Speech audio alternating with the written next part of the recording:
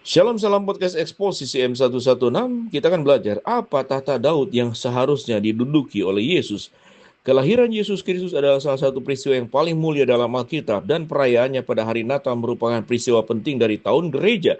Ketika Gabriel mengumumkan kepada Maria bahwa ia akan melahirkan seorang laki-laki, malaikat itu menyampaikan perincian yang mendalam tentang masa depan anak ini, menggemakan janji yang dibuat oleh Allah berabad-abad sebelumnya. Gabriel menyatakan, Tuhan Allah akan mengaruniakan kepadanya tata Daud, bapa leluhurnya, Lukas 1 ayat 32.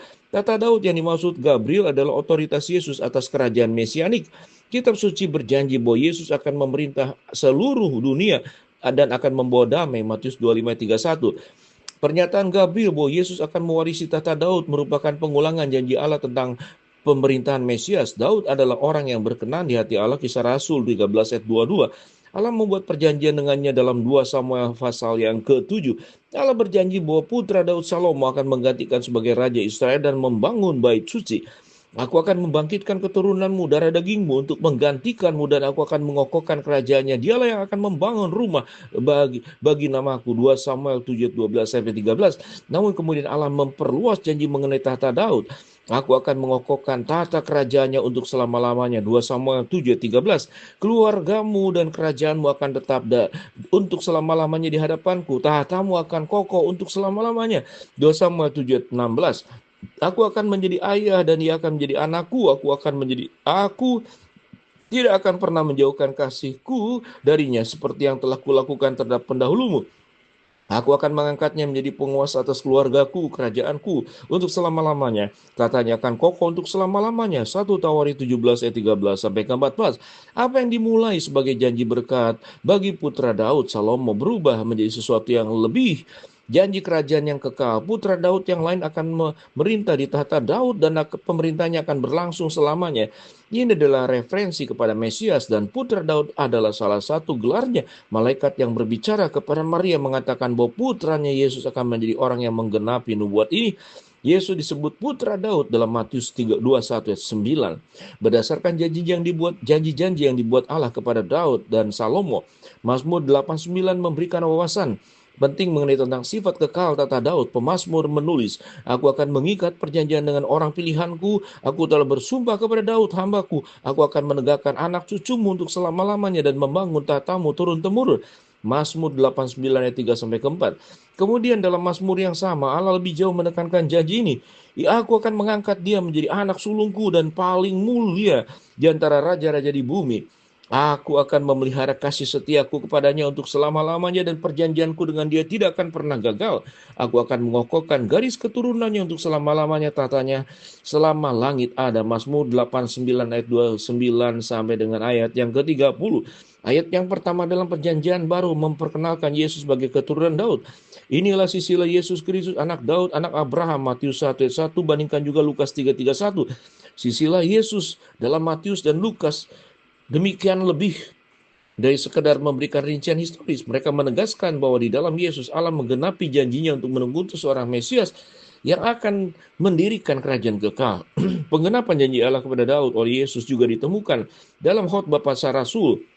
Misalnya Petrus berkhotbah, hai orang-orang Israel, aku berkata kepadamu dengan yakin bahwa Daud bapa leluhur kita telah mati dan dikuburkan, dan kuburannya masih ada di sini sampai hari ini. Tetapi ia adalah seorang nabi, dan ia tahu bahwa Allah telah bersumpah kepadanya bahwa ia akan mengangkat seorang dari antara keturunannya ke atas tahtanya. Kisah Rasul 2 ayat 29 sampai 30. Pernyataan ini menyoroti bagaimana para rasul memandang Yesus sebagai orang yang telah menegakkan pemerintahan kekal yang dijanjikan kepada Daud. Paulus juga menekankan pentingnya garis keturunan Yesus dengan mengidentifikasi dia sebagai keturunan Daud.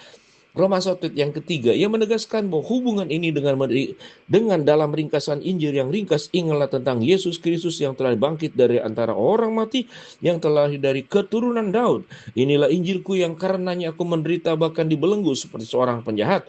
2 Timotius 2:8-9. Yesus sendiri menekankan hubungan kenabiannya dengan Daud dengan menyatakan, aku Yesus telah mengutus malaikatku untuk memberikan kesaksian ini kepadamu, kepada jemaat-jemaat. Akulah tunas, yaitu keturunan Daud dan bintang timur yang gilang gemilang. Wahyu 22:16. Dengan kata-kata ini Yesus menegaskan bahwa dia adalah penggenapan janji Allah kepada Daud. Kami percaya dalam pengenapan harafiah dalam nubuat-nubuat mengenai Yesus dan tata Daud. Sama seperti Daud memerintah di tata fisik, di lokasi fisik atas umat Allah, Yesus suatu hari akan duduk di tata literal di Sion untuk memerintah bumi dengan kebenaran yang sempurna.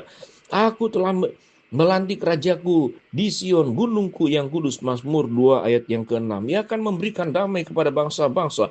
Kekuasaannya akan meluas dan dari laut ke laut dan dari sungai sampai ke ujung bumi. Zakaria 9 ayat yang ke-11. Ia akan menjadi hakim antara bangsa-bangsa dan akan menjadi wasiat bagi banyak suku bangsa. Mereka akan menempa pedang-pedangnya menjadi mata bajak, tombak-tombaknya menjadi pisau pemangkas. Bangsa tidak akan lagi mengangkat pedang terhadap bangsa dan mereka tidak akan ada lagi belajar perang. Yesaya 2 yang keempat. Besar pemerintahannya dan damai sejahtera tidak akan berkesudahan. Ia akan memerintah sebagai raja atas tahta Daud dan di dalam kerajaannya ia akan mendasarkan dan mengokohkannya dengan keadilan dan kebenaran dari sekarang sampai selamanya. Yesaya 9 ayat yang ke-7. Yesus akan datang kembali dan dia akan duduk di tahta Daud saat dia meresmikan kerajaan mesianik. Maranatha, datanglah Yesus, Tuhan Yesus. Wahyu 22 ayat yang ke-20. Demikianlah kita sudah belajar apa tata Daud yang seharusnya diduduki oleh Yesus. Shalom.